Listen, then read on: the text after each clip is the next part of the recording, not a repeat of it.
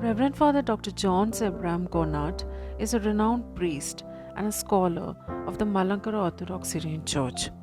Achan is currently serving as the vicar of St. John's Ephesus Orthodox Syrian Vallipalli Pambakoda.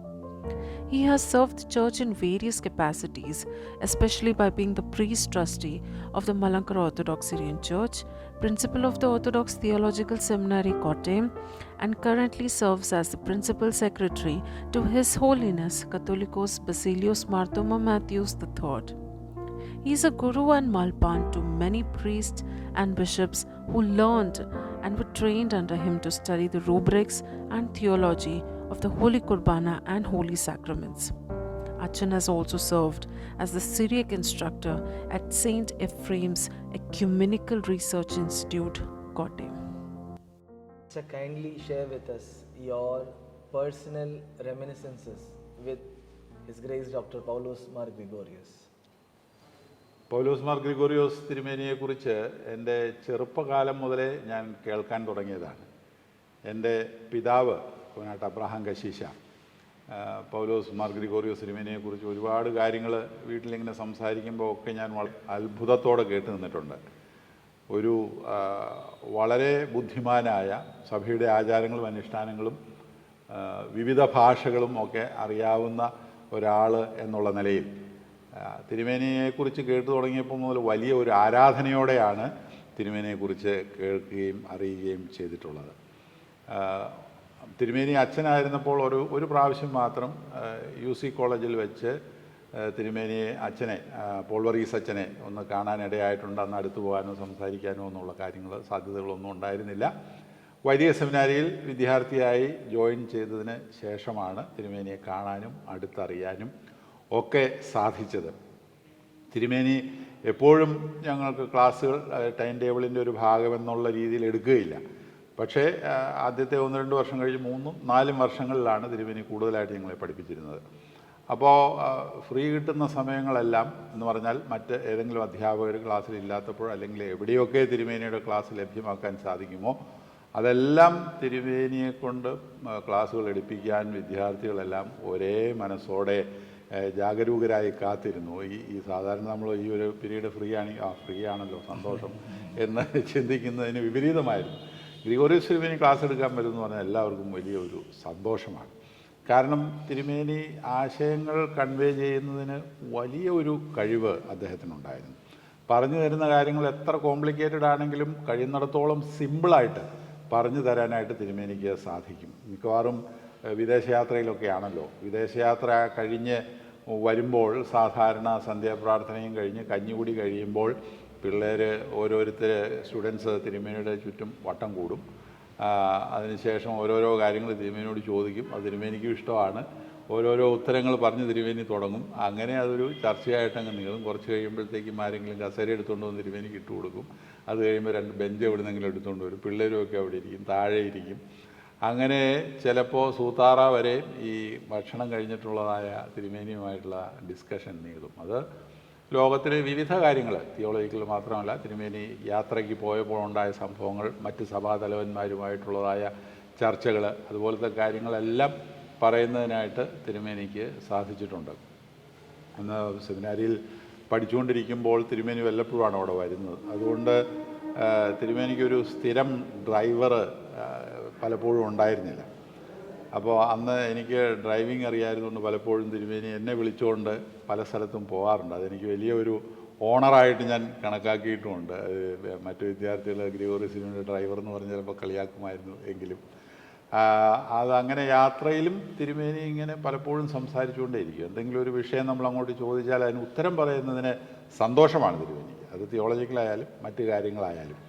അങ്ങനെ ഒരുപാട് കാര്യങ്ങൾ തിരുമേനിയിൽ നിന്ന് മനസ്സിലാക്കാനും നമ്മുടെ തിയോളജിയെ സംബന്ധിക്കുന്ന കാര്യങ്ങളാണെങ്കിലും മറ്റ് ക്രിസ്ത്യൻ ലീഡേഴ്സുമായിട്ടുള്ളതായ ബന്ധത്തെ സംബന്ധിച്ചാണെങ്കിലും സഭയുടെ ഒരു എക്യുമെനിക്കൽ ഔട്ട്ലുക്കിനെ കുറിച്ചാണെങ്കിലും ഒക്കെ തിരുമേനി സംസാരിക്കാറുണ്ട്. അത് കേൾക്കുന്നത് ഞങ്ങൾക്ക് എല്ലാവർക്കും സന്തോഷവുമായിരുന്നു. തിരുമേനി സെമിനാരിയിലേക്ക് വരുമ്പോൾ ഉടനെ പിള്ളേരുടെ മനസ്സിലൊക്കെ ഒരു വലിയ സന്തോഷവും ആഹ്ലാദവുമാണ്. ഒരുപാട് നേരമൊന്നും ഓരോരുത്തരുമായിട്ട് പേഴ്സണലായിട്ട് ഇൻട്രാക്ട് ചെയ്യുകയൊന്നുമില്ല. പക്ഷേ ഒരു ദർശനം കിട്ടുന്നത് എന്ന് പറയുന്നത് പോലെയുള്ള ഒരു സന്തോഷത്തോടെയാണ് പലപ്പോഴും തിരുമേനിയുടെ ആഗമനത്തെ ഞങ്ങൾ കണ്ടിട്ടുള്ളത്. Then, according to you, what is the relevance of having the West Syrian liturgical tradition in the church, and how far Paulos Mar Gregorius Sirmeni complemented it? West Syrian ട്രഡീഷനാണ് നമ്മുടെ പ്രധാനപ്പെട്ട ട്രഡീഷൻ എന്നുള്ളത് ഗ്രിഗോറിയോസ് തിരുമേനിയും അംഗീകരിച്ചിട്ടുള്ള കാര്യമാണ്.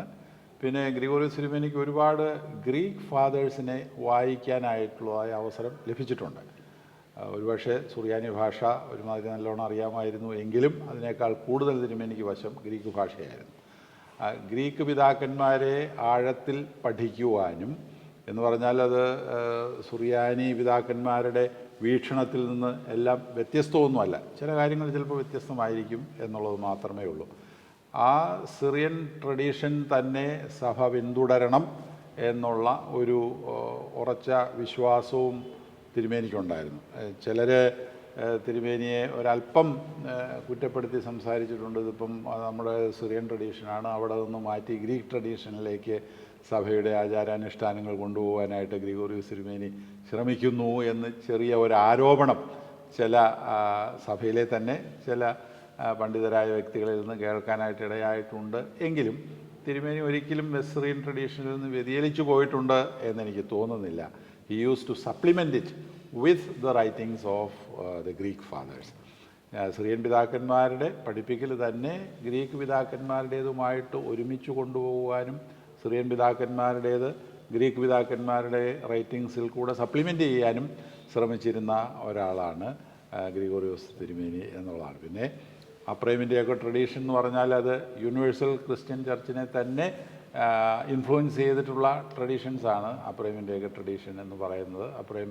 അപ്രേമിൻ്റെ റൈറ്റിങ്സ് വളരെയധികം ഗ്രീക്കിലേക്ക് translate ചെയ്യപ്പെട്ടിട്ടുണ്ട്. അപ്പോൾ അവരും അതിലാൽ influenced ആയിട്ടുള്ള ആളുകളാണ് എന്ന് വേണം ചിന്തിക്കാനായിട്ട്, ഒരു പരിധിക്കപ്പുറമല്ല. അപ്പോൾ അതുകൊണ്ട് ഒരിക്കലും ഗ്രിഗോറിയോസ് തിരുമേനി വെസ്റ്റ് സിറിയൻ ട്രഡീഷന് എതിരായിരുന്നില്ല.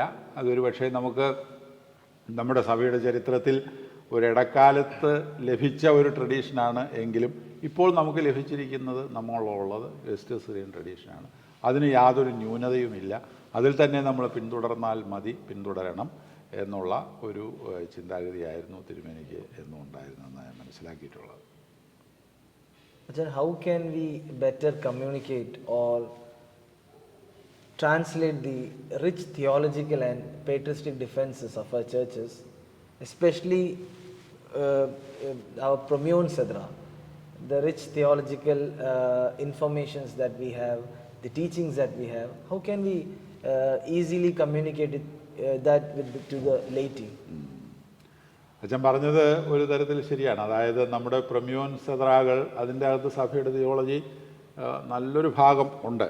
പക്ഷേ അതിൻ്റെ ഒരു ഭാഷാ രീതി എന്ന് പറയുന്നത് സാധാരണക്കാർക്ക് മനസ്സിലാക്കാൻ ചിലപ്പോൾ അല്പം ബുദ്ധിമുട്ടുള്ള കാര്യങ്ങളാണ് എന്നുള്ളതാണ്.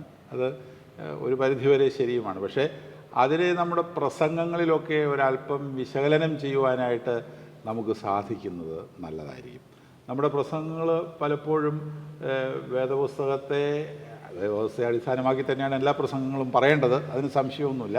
പക്ഷേ അതിനോട് നമ്മുടെ സഭയുടെ വിശ്വാസവും ഈ പ്രമ്യോൻ സെദ്രായിൽ പറയുന്ന കാര്യങ്ങളും റിലേറ്റ് ചെയ്ത് പ്രസംഗിക്കാനും കൂടെ നമ്മുടെ അച്ഛന്മാർക്ക് വേണ്ട വിധത്തിലുള്ള ആ ഒരു പരിശീലനം നൽകുന്നത് നല്ലതായിരിക്കും. അതങ്ങനെ അവർ ആർജിച്ചെടുക്കുകയും കൂടി ചെയ്യേണ്ടതാണ് ഒരു പരിധിവരെ.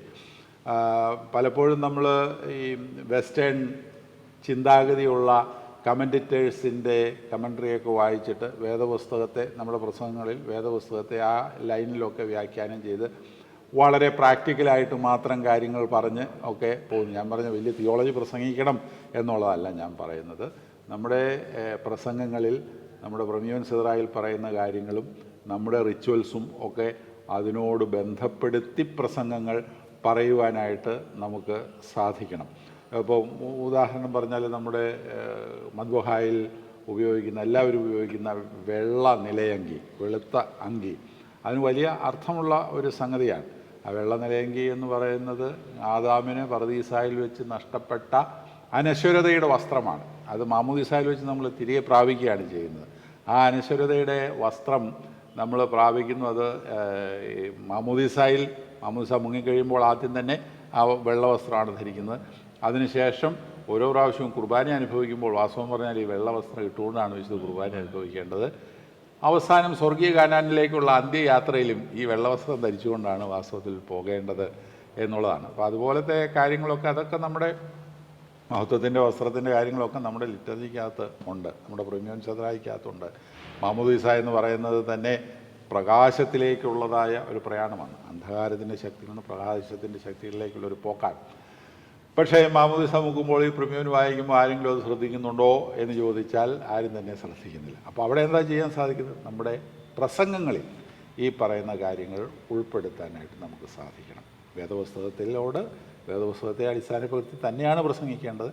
പക്ഷേ അതിൻ്റെ അകത്ത് നമ്മുടെ വിശ്വാസ സത്യങ്ങളും നമ്മുടെ റിച്വൽസിൻ്റെ അർത്ഥങ്ങളും ഒക്കെ ആ പ്രസംഗങ്ങളിൽ ഇൻക്ലൂഡ് ചെയ്ത് പ്രസംഗിക്കാനായിട്ടുള്ള ഒരു എഫേർട്ട് വൈദികരും സുവിശേഷകരും ഒക്കെ എടുക്കുന്നത് നല്ലതായിരിക്കും. So according to you, what is the true meaning of a church being autocephalous, especially in the context of, especially while we discuss the identity of the Malankara Orthodox Church in India? So what according to you is the true meaning of being a church being autocephalous? ഓട്ടോസെഫാലസ് അതിൻ്റെ മലയാള വിവർത്തനം നമുക്കറിയാം, സ്വയം ശീർഷകത്വം. അതായത് നമ്മുടെ ശിരസ് നമ്മുടെ കയ്യിൽ തന്നെ ഉണ്ട് എന്നർത്ഥം. നമ്മുടെ തലവൻ നമ്മുടെ കൂടെ ഉള്ള ആളാണ്, അത് വേറെ എങ്ങും ഇരിക്കുന്ന ആളല്ല. So we have A certain amount of independence in administrating the church. എന്ന് പറഞ്ഞാൽ ആ തല മാത്രമായിട്ട് ഒന്നും ചെയ്യാനായിട്ട് സാധിക്കുകയില്ല. In communion with other bishops, in communion with the clergy and in communion with the laity. അങ്ങനെയാണ് സഭ ഭരിക്കപ്പെടേണ്ടത്. പക്ഷേ ഇവിടെ നടക്കുന്ന ഓരോ സംഗതികൾക്കും വേറെ എവിടെയോ ഇരിക്കുന്ന ഒരു തലവൻ്റെ നിർദ്ദേശങ്ങൾ നമ്മൾ കാത്തിരിക്കേണ്ട ഒരവസ്ഥ ഉണ്ടാകരുത്, അല്ലെങ്കിൽ ഉണ്ടാകുന്നില്ല. നമ്മുടെ ഓർത്തഡോക്സ് ചിന്താഗതി അനുസരിച്ച് സാധാരണ പറയും എപ്പിസ്കോപ്പ എവിടെയുണ്ടോ അവിടെ സഭയുള്ളൂ, എപ്പിസ്കോപ്പ ഇല്ലെങ്കിൽ സഭയില്ല. അപ്പോൾ ആ എപ്പിസ്കോപ്പയുടെ നേതൃത്വത്തിൽ വൈദികരും ജനങ്ങളും കൂടിച്ചേരുന്ന ഒരു റിയാലിറ്റിയാണ് സഭയെന്ന് പറയുന്നത്. ഓരോ ലോക്കൽ ചർച്ചും സഭയുടെ പൂർണ്ണത കാണിക്കുന്നു എന്നാണ് പറയുന്നത്. സഭയുടെ പൂർണ്ണത ഓരോ ലോക്കൽ ചർച്ചിലും ദൃശ്യമാണ്. എന്ന് പറഞ്ഞാൽ ലോക്കൽ ചർച്ചിൻ്റെ തലവനായിട്ട് എപ്പിസ്കോപ്പായുണ്ട്, അതിൻ്റെ കീഴെ അച്ഛന്മാരുണ്ട്, അതിൻ്റെ കീഴെ ജനങ്ങളുണ്ട്. ഇതെല്ലാവരും കൂടെ കൂടുമ്പോഴാണ് സഭയാകുന്നത്. എപ്പിസ്കോപ്പ മാത്രമായാൽ സഭയാകില്ല. എപ്പിസ്കോപ്പ വേണമെന്നുള്ളത് നിർബന്ധമാണ്, പക്ഷേ എപ്പിസ്കോപ്പ മാത്രമായാൽ സഭയായി എന്നൊരു പിതാവും പഠിപ്പിക്കുന്നില്ല. അപ്പോൾ ഇതെല്ലാം കൂടെ കൂടുന്നതാണ് സഭ എന്ന് പറയുന്നത്. സ്വയം ശീർഷകത്വം എന്ന് പറഞ്ഞാൽ അതാണ് അർത്ഥമാക്കുന്നത്. ഓർത്തഡോക്സ് ചിന്താഗതി അനുസരിച്ച് ഒരു എപ്പിസ്കോപ്പായുടെ കീഴിൽ ആരാധന അണയ്ക്കുന്ന ആരാധനാ സമൂഹമാണ് സഭയെന്ന് പറയുന്നത്. അപ്പോൾ ആ പ്രാധാന്യം തന്നെ, അല്ലെങ്കിൽ ആ സ്വാതന്ത്ര്യം മുഴുവനുള്ള സഭയിലും പ്രകടമാകുന്നു എന്നുള്ളതാണ്. ഒരു പിരമിഡിക്കൽ സ്ട്രക്ചറായിട്ട് നമ്മളതിനെ കാണുന്നില്ല. അതായത് ഏറ്റവും ടോപ്പിൽ ഒരാൾ, അതിൻ്റെ താഴത്തേക്ക് വരുമ്പോൾ വികസിച്ച് വരുന്നു, മുകളിൽ വരുമ്പോൾ ഒരാളാണ് എന്നുള്ള ഒരു നിലയിൽ. അങ്ങനെ ഒരാളുണ്ടെങ്കിൽ അത് യേശു ക്രിസ്തുവാണ്. അപ്പോൾ ഇതാണ് സ്വയം ശീർഷകത്വം എന്ന് പറഞ്ഞാൽ, അഡ്മിനിസ്ട്രേറ്റീവായിട്ട് പൂർണ്ണ സ്വാതന്ത്ര്യമുള്ള സഭ. അതുപോലെ തന്നെ സഭയുടെ പൂർണ്ണത ദർശിക്കുന്ന ലോക്കൽ ചർച്ച്. ഇതൊക്കെയാണ് അതിൻ്റെ അകത്ത് സ്വയം ശീർഷകത്വം എന്ന് പറയുമ്പോൾ നമുക്ക് മനസ്സിലാക്കാനായിട്ടുള്ളത്. Gregorius Sirimeni, he always used to emphasize on the importance and significance of a worshipping community. Many of his books have this major themes called worship and community. So according to you, how relevant is the need for a worshipping community, that a community can come together and praise God? How significant is that? അതാ ഓർത്തഡോക്സികളിൽ വളരെ പ്രധാനപ്പെട്ട സംഗതിയാണ്. Worshipping കമ്മ്യൂണിറ്റിയാണ് സഭയെന്ന് പറയുന്നത്. അപ്പോൾ അതുകൊണ്ട് worship ഇല്ല എങ്കിൽ സഭ തന്നെ ഉണ്ടാകുമോ എന്ന് സംശയമാണ്. അപ്പോൾ അതിന് അവർ ഒരുമിച്ച് വരുമ്പോൾ ഒരേ അപ്പത്തിൻ്റെ അംശികളായി തീരുന്നതിൽ കൂടെ അവരുടെ യൂണിറ്റി പ്രകടമാകുകയാണ്.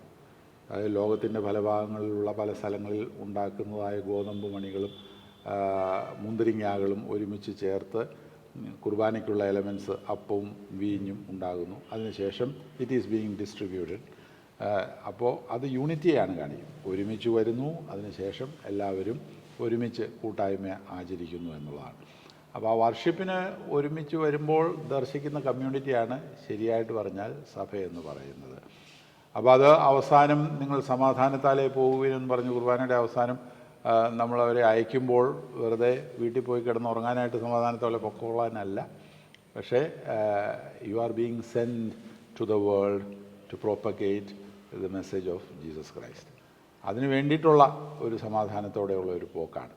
അപ്പോൾ അത് സഭയിലെ എല്ലാവരും അനുവർത്തിക്കേണ്ടതായ ഒരു കടമയുമാണ്. മിഷൻ എന്ന് പറയുന്നത് കുറച്ച് പേർക്ക് മാത്രമുള്ളതല്ല, എല്ലാവരും ആ മിഷൻ്റെ ഭാഗമായി തീരണം.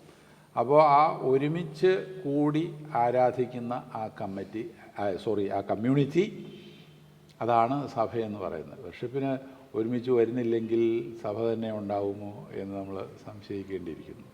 അപ്പോൾ അത് ഓർത്തഡോക്സ് തിയോളജിയുടെ വലിയ പ്രധാനപ്പെട്ട സംഗതിയാണ്. ഗ്രിഗോറിയോസ് തിരുമേനി അത് വളരെ ആഴത്തിൽ നമ്മളെ പഠിപ്പിച്ചു. നമുക്ക് ഒരു വൈദികൻ മാത്രം കുർബാന അർപ്പിക്കുന്ന പതിവ് നമുക്കില്ല. വൈദികൻ വിശുദ്ധ കുർബാന അർപ്പിക്കുമ്പോൾ പുറകിൽ ഒരാളും കൂടെയെങ്കിലും കാണണം, അല്ലെങ്കിൽ കുർബാന അർപ്പിക്കാൻ അസാധ്യമാണ്. അപ്പോൾ അതാണ് സഭയെന്ന് പറയുന്നത്. It is a community which is being called together to worship and to praise God. So liturgical rites and rituals, they are like inevitable aspects of the Orthodox Church. So can the church sustain without rituals and these sacraments? Can the church be an open church? Like we have so many new generation churches coming up. So can a church sustain without rituals, or are sacraments the vital part of a church? തീർച്ചയായിട്ടും എനിക്ക് പറയാനുള്ളത്, ഒരു ആശയവും സാധാരണ ജനങ്ങളിലേക്ക് symbols ഇല്ലാതെ convey ചെയ്യാൻ പറ്റുമോ എന്നെനിക്ക് സംശയമാണ്. ഫോർ എനി റിലീജിയൻ റിച്വൽസ് എന്ന് പറഞ്ഞാൽ അത് സിമ്പിൾസിൽ കൂടെ ഉണ്ടായിട്ടുള്ളതാണ്. ഇത് മനുഷ്യനെ അത് പഠിപ്പിക്കുന്നതിന് വേണ്ടിയിട്ടാണ്. അപ്പോൾ നമ്മുടെ ഓരോ റിച്വലിൻ്റെയും പിന്നിൽ ഒരു തിയോളജിക്കൽ റിയാലിറ്റി ഉണ്ട്, സംശയമൊന്നുമില്ല. ഇപ്പോൾ എന്തുകൊണ്ടാണ് മാമുദിസായിൽ വെള്ളം ഉപയോഗിക്കുന്നത്? ചിലർ ചോദിക്കാറുണ്ട്. ഇപ്പം ഇന്ത്യൻ സിറ്റുവേഷനിൽ വേറെ എന്തെങ്കിലും സാധനം ഉപയോഗിച്ച് മാമുദിസ, ക്ലെൻസിങ്ങിന് ഉപയോഗിക്കുന്ന വേറെ എന്തെങ്കിലും സാധനം ഉപയോഗിച്ച് മാമുദിസ പോലുള്ള നടത്താൻ പാടില്ലേ എന്ന് ചോദിക്കുമ്പോൾ പാടില്ല. കാരണം വെള്ളത്തിന് അതിൻ്റെ പിന്നിൽ ഒരു തിയോളജിക്കൽ അർത്ഥമുണ്ട്. എന്താണ്? ആദിമ സൃഷ്ടി വെള്ളത്തിൽ നിന്നാണ് ഉത്ഭവിച്ചത്. വെള്ളത്തിന്മേൽ ദൈവത്തിൻ്റെ ആത്മാവ് പരിവർത്തിച്ചുകൊണ്ടിരുന്നു. അപ്പോൾ പുതിയ സൃഷ്ടിയും വെള്ളത്തിൽ നിന്ന് തന്നെ ഉത്ഭവിക്കണം. പരിശുദ്ധാത്മാവ് പ്രവർത്തിച്ചുകൊണ്ടിരുന്നു എന്നുള്ളതിൻ്റെ പ്രതീകമായിട്ടാണ് വിശുദ്ധ മൂറോൻ അതിൽ നമ്മൾ ഒഴിക്കുന്നത്. ഞാനൊരു ഉദാഹരണം പറഞ്ഞു എന്നുള്ളത് മാത്രമേ ഉള്ളൂ. ഇതുപോലെ വിവിധങ്ങളായിട്ടുള്ള തിയോളജിക്കൽ ആശയങ്ങൾ ജനങ്ങളിലേക്ക് സമ്മതിച്ച് പകർന്നു കൊടുക്കുന്നതിന് സാധിക്കുന്നത് ഈ റിച്വൽസ് വഴിയാണ്. അപ്പോൾ അത് rituals very important part of faith, നമ്മുടെ സഭാ ജീവിതത്തിൻ്റെ തന്നെ വളരെ പ്രധാനപ്പെട്ട ഒരു ഭാഗമാണ്. അതിന് എനിക്ക് തോന്നുന്നില്ല ന്യൂ ജനറേഷൻ ചർച്ചിൽ പോലും എന്തെങ്കിലുമൊക്കെ സിമ്പിൾസ് കാണും, എന്തെങ്കിലുമൊക്കെ റിച്വൽസ് കാണും. കാരണം അതുകൊണ്ട് മനുഷ്യരിലേക്ക് ഇത് അങ്ങ് കൊടുക്കാനായിട്ട് സാധിക്കുള്ളൂ. നമ്മളെല്ലാവരും അതിബുദ്ധിമാന്മാരല്ല. അതിബുദ്ധിമാന്മാർക്ക് ഇങ്ങനെയൊക്കെ കുറേ കാര്യങ്ങൾ പറഞ്ഞ് തലയിൽ കയറ്റാനായിട്ട് സാധിക്കുമായിരിക്കും. പക്ഷേ സാധാരണ ജനങ്ങൾക്ക് അത് സാധിക്കണമെങ്കിൽ ദൈവം ഇസ്രായേൽ ജനത്തിൻ്റെ മുൻപാകെ എപ്പോഴും നടന്നു എന്ന് പറഞ്ഞാൽ പോരാ. അപ്പോൾ അതിനാണ് അവിടെ ദൈവം തന്നെ സ്വയം പകൽ മേഘത്തൂണായിട്ടും രാത്രിയിൽ അഗ്നിത്തൂണായിട്ടും അവരുടെ മുൻപാകെ നടന്നു. അപ്പോൾ അവർക്ക് കാണാം, ദാ ഈ മേഘത്തിൽ ദൈവമുണ്ട് എന്ന് വിശ്വസിക്കാനും. സാധാരണ ജനങ്ങൾക്ക് വലിയ രഹസ്യങ്ങൾ പകർന്നു കൊടുക്കണമെങ്കിൽ ഈ റിച്വൽസ് വളരെയധികം ആവശ്യമാണ്. അത് സിംബോളിക് ആകാനേ പറ്റുള്ളൂ. ആ സിമ്പിൾസിന് എല്ലാ അർത്ഥമുണ്ട്. ഇതെല്ലാം വാക്യൂമിൽ നിന്നുണ്ടായിട്ടുള്ളതല്ല. നമ്മൾ മാമോദിസായിലോ അല്ലെങ്കിൽ കുർബാനയിലോ ചെയ്യുന്ന കർമ്മങ്ങൾക്കെല്ലാം അതിൻ്റെ പിന്നിൽ ഒരു തിയോളജിക്കൽ അർത്ഥമുണ്ട്, ഒരു സിംബോളിക് അർത്ഥമുണ്ട്. അതിനെ പഠിച്ച് മനുഷ്യർക്ക് പകർന്നു കൊടുക്കുക എന്നുള്ളതാണ് ഏറ്റവും പ്രധാനമായിട്ടുള്ളതായ കാര്യം.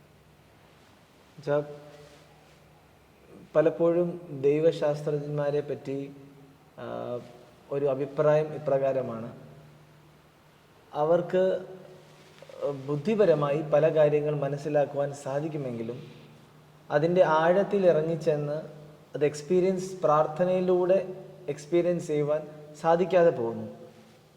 എന്നാൽ ഡോക്ടർ പൗലോസ് മാർ ഗ്രിഗോറിയസിനെ സംബന്ധിച്ചിടത്തോളം ഇത് ഒരു ഇൻ്റലക്ച്വൽ എക്സ്പീരിയൻസ് മാത്രമല്ലാതെ അതിനെക്കാട്ടിലും ആഴത്തിൽ ഇതൊരു ആരാധനയിൽ ലിറ്റർജിക്കൽ എക്സ്പീരിയൻസ് വളരെ ആഴത്തിൽ അദ്ദേഹത്തിന് എക്സ്പീരിയൻസ് ആയതുകൊണ്ടല്ലേ അദ്ദേഹം ഇത്രമാത്രം ആഴമേറിയ പുസ്തകങ്ങളും ആശയങ്ങളുമൊക്കെയും ഈ ലോകത്തിന് സമർപ്പിക്കും. തീർച്ചയായിട്ടും ആരാധനയിൽ കൂടെയും പ്രാർത്ഥനയിൽ കൂടെയും മാത്രമേ ദൈവത്തിൻ്റെ രഹസ്യങ്ങളെ നമുക്ക് മനസ്സിലാക്കാനായിട്ട് സാധിക്കുകയുള്ളൂ. അതല്ലാതെ it is not just an intellectual exercise alone. അത് വേണം, ഇൻ്റലിജൻസ് വേണം, കുറച്ച് ഫിലോസഫിക്കൽ തിങ്കിങ് ഒക്കെ അത് സൈഡിൽ നിൽക്കുന്ന കാര്യം. പക്ഷേ നമ്മൾ ദൈവത്തെ ആരാധനയിലൂടെ അനുഭവിച്ചറിയുമ്പോഴാണ് ശരിയായിട്ടുള്ളതായ തിയോളജി ഉണ്ടാകുന്നത്. അത് ആദ്യം അച്ഛൻ ചോദിച്ച ചോദ്യത്തോട് തന്നെ ബന്ധപ്പെട്ട് നിൽക്കുന്നതാണ്. Rituals and worship very important for the church and for the faithful to know the deep meanings of our faith. അപ്പോൾ അതുകൊണ്ട് തീർച്ചയായിട്ടും പ്രധാനപ്പെട്ട സംഗതിയാണ്. തിരുമേനി ഏറ്റവും കൂടുതൽ പരിപോഷിപ്പിച്ചിട്ടുള്ള ഒരാശയവുമാണത്. സെമിനാരിയിൽ വരുമ്പോഴും പറയുമായിരുന്നു, സെമിനാരിയിൽ പലരും ചോദിക്കുമോ ഈ ആരാധനയ്ക്ക് വേണ്ടി ഇതിന് മാത്രം സമയം പ്രാർത്ഥനയ്ക്ക് വേണ്ടി കളയുന്നത് എന്തിനാണ്? അത് കഴിഞ്ഞ് പിന്നെ ക്ലാസ്സുണ്ട്, ആ ക്ലാസ്സിൽ നേരം വെളുക്കുമ്പോൾ 10 മണി മുതൽ 5 മണി വരെ, അത് കഴിഞ്ഞ് പിള്ളേർ ടയേർഡായിട്ടാണ് വരുന്നത്, പിന്നെ ഈ കുമ്പിട്ട് പ്രാർത്ഥിക്കുന്നത് എന്തിനാണെന്നൊക്കെ ചോദിക്കുന്ന ആളുകളുണ്ട്. പക്ഷേ അവിടെയൊക്കെ തിരുമേനി വളരെ അതിശക്തമായിട്ട് പിന്തുണച്ച ഒരു സംഗതിയാണ്, ആരാധനയിലൂടെയും പ്രാർത്ഥനയിലൂടെയും മാത്രമേ ദൈവവിശ്വാസത്തിൻ്റെ രഹസ്യങ്ങളെ നമുക്ക് അറിയുവാനായിട്ട് സാധിക്കുകയുള്ളൂ. You have to experience God in order to speak out about God. എന്നാലും മുഴുവനും പറയാൻ പറ്റത്തില്ല. നമ്മൾ എക്സ്പീരിയൻസ് ചെയ്യുന്നത് അവനവൻ തന്നെ എക്സ്പീരിയൻസ് ചെയ്താലേ പറ്റുള്ളൂ. അതിൻ്റെ ഒരു ഒരു ഒരു ഒരു മൂലയോ അറ്റോ അരികോ മാത്രമാണ് നമുക്ക് മറ്റുള്ളവരോട് പറഞ്ഞും എഴുതിയും മനസ്സിലാക്കുവാൻ സാധിക്കുന്നത്. ആ ഒരാശയം തിരുമേനി ഗ്രിഗോറിയസ് തിരുമേനി വളരെയധികം ശക്തമായിട്ട് മുറുകെ പിടിച്ചിരുന്ന ഒരു സംഗതി തന്നെയാണ്. അച്ഛനൊരു സെമിനാരി സ്റ്റുഡൻ്റ് ആയിരുന്ന ഒരു കാലഘട്ടത്തിൽ തിരുമേനിയുടെ പ്രിൻസിപ്പൽഷിപ്പിൽ അദ്ദേഹത്തിൻ്റെ കീഴിൽ ഒരു ഫാക്കൽറ്റിയായി സെർവ് ചെയ്യാനുള്ള ഒരു ഭാഗ്യം ലഭിച്ചപ്പോഴും അദ്ദേഹം വിശുദ്ധ കുർബാനയോടും സാക്രമെൻസിനോടും ഉള്ള അദ്ദേഹത്തിൻ്റെ പാർട്ടിസിപ്പേഷൻ, അതിനകത്ത് ചില നല്ല ക്വാളിറ്റീസ് ഒന്നും അച്ഛൻ ഞങ്ങളോടൊന്ന് ഷെയർ ചെയ്യാമോ? അദ്ദേഹം അതിനെ എങ്ങനെ, അദ്ദേഹത്തിൻ്റെ പാർട്ടിസിപ്പേഷൻ എത്രമാത്രം മറ്റുള്ളവരെയും ഇൻസ്പയർ ചെയ്തിരുന്നു? വളരെ പ്രധാനപ്പെട്ട കാര്യങ്ങളായിട്ടാണ് ആരാധനയിലെ എല്ലാ സംഗതികളും തിരുമേനി ദർശിച്ചിരുന്നത്. എല്ലാ കാര്യങ്ങളും നിഷ്ഠയോടുകൂടെ തന്നെ ചെയ്യുമായിരുന്നു. അതല്ലാതെ എന്തെങ്കിലും എങ്ങനെയെങ്കിലും കാട്ടിക്കൂട്ടിയാൽ മതി എന്നുള്ള ഒരു ചിന്തയൊന്നും ഒരിക്കലും തിരുമേനിയുടെ മനസ്സിലുണ്ടായിരുന്നതായിട്ട് തോന്നിയിട്ടില്ല. ആത്മാർത്ഥമായി തന്നെ എല്ലാ കാര്യങ്ങളും പൂർത്തീകരിക്കുന്നതിനുള്ള ഒരു നല്ല മനസ്സെന്ന് പറഞ്ഞാൽ പോരാ, അത് ആവശ്യമാണ് എന്നുള്ളതായ ഒരു ബോധ്യം തിരുമേനിക്ക് ഉണ്ടായി. പ്രിപ്പറേഷനൊക്കെ വളരെ കൃത്യമായിട്ട് തന്നെ ചെയ്തിരുന്നു. സഭയുടെ പാരമ്പര്യങ്ങൾ അതുപോലെ തന്നെ കൃത്യമായിട്ട് ചെയ്തിരുന്നു, അനുസരിച്ചിരുന്നു എന്നുള്ളതിന് അങ്ങനെയാണ് ഞങ്ങൾക്ക് മനസ്സിലായിട്ടുള്ളത്. Tom, the last question. To the youngsters, what will be the 3 qualities that you would like to share with the youngsters that if you follow the path of Mar Gregorius, these qualities can make your life a qualitative one? So what will be the 3 qualities? അങ്ങനെ ഒരു വഴിയിൽ ഞാൻ സ്വയമായിട്ട് ചിന്തിച്ചിട്ടില്ല. തിരുമേനിയിലെ എല്ലാ കാര്യങ്ങളും വളരെ നല്ല ക്വാളിറ്റീസായിട്ട് തന്നെയാണ് ഞാൻ മനസ്സിലാക്കിയിട്ടുള്ളത്. ഈ 2 കാര്യവും തിരുമേനി വളരെ ശക്തമായിട്ട് പിടിച്ചിരുന്നു. അതായത് ബുദ്ധിപരമായ അറിവ് ഉണ്ടാകണം, അതിനെ പോഷിപ്പിക്കണം, അതിനെ ധാരാളം വായിക്കുകയും അറിയുകയും മനസ്സിലാക്കുകയും ചെയ്യണം. അതൊരു വശത്ത്. മറുവശത്ത് ഈ പറഞ്ഞതുപോലെ ആരാധനയിലൂടെയും പ്രാർത്ഥനയ്ക്കും നല്ല പ്രാധാന്യം തീർച്ചയായിട്ടും കൊടുക്കേണ്ടിയിരിക്കുന്നു. പിന്നെ നമ്മുടെ ക്യാരക്ടറിൻ്റെ അകത്ത് ഈ പറയുന്നതെല്ലാം റിഫ്ലക്റ്റ് ചെയ്യേണ്ടിയിരിക്കുന്നു.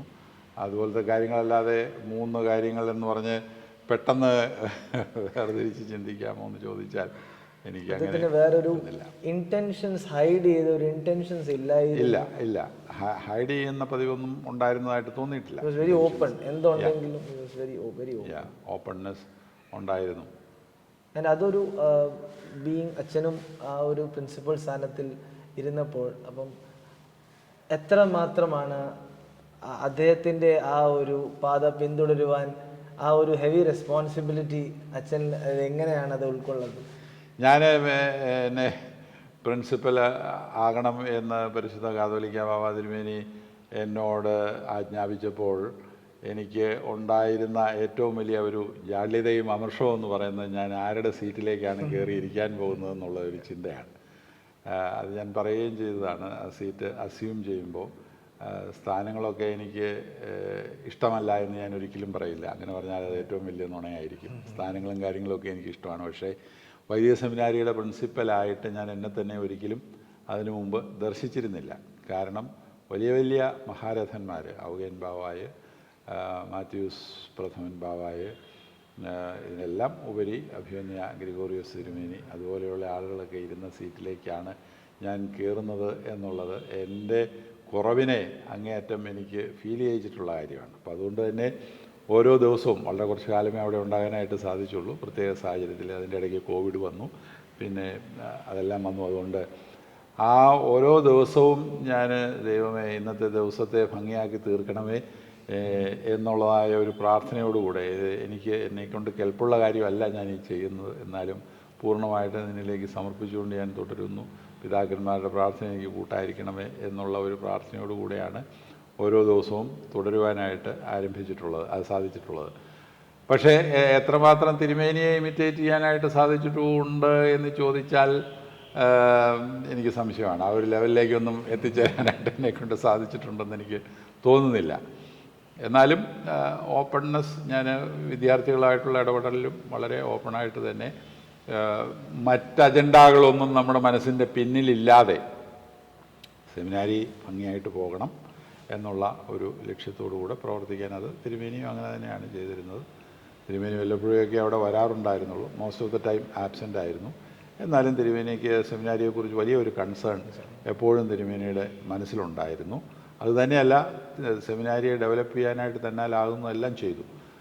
നല്ല ഒരു ഫാക്കൽറ്റി ബിൽഡപ്പ് ചെയ്യാനായിട്ട് തിരുമേനിക്ക് ആഗോളതലത്തിലുണ്ടായിരുന്ന സകല ഇൻഫ്ലുവൻസുകളും തിരുമേനി ഉപയോഗിച്ചു. ഞങ്ങളെല്ലാം തിരുമേനി അയച്ച് പഠിപ്പിച്ചതാണ്. സ്കോളർഷിപ്പൊക്കെ വാങ്ങിച്ചു തന്നു, അയച്ച് പഠിപ്പിച്ചു. അതുകൊണ്ട് തിരുമേനി ഉണ്ടായിരുന്നതായ സമയത്തും തിരുമേനിയുടെ കാലശേഷവും പിന്നെ വളരെ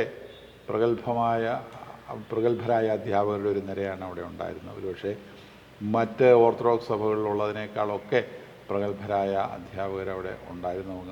നമ്മളെ തന്നെ കുറിച്ച് അഭിമാനം തോന്നത്തക്ക വിധത്തിൽ ഒരു ബാഹ്യമായിട്ട്, പിന്നെ സെമിനാരിയിൽ ഒരു കുടുംബമായിട്ട് കഴിയുന്നതിനാണ് തിരുമേനി പ്രാധാന്യം കൊടുത്തിരുന്നത്. തിരുമേനി അതെപ്പോഴും പറയുമായിരുന്നു, നിങ്ങൾ എല്ലാവരും ഒരുമിച്ച് ഒരേ ലക്ഷ്യത്തോടുകൂടെ പ്രവർത്തിക്കണം എന്നുള്ള ഒരാശയം പറയുമായിരുന്നു. അതൊക്കെ ആകുന്നിടത്തോളം ഞാനവിടെ ഉണ്ടായിരുന്ന സമയത്ത് ഉൾക്കൊള്ളാൻ സാധിച്ചിട്ടുണ്ട് എന്നുള്ളതാണ് എൻ്റെ വിശ്വാസം.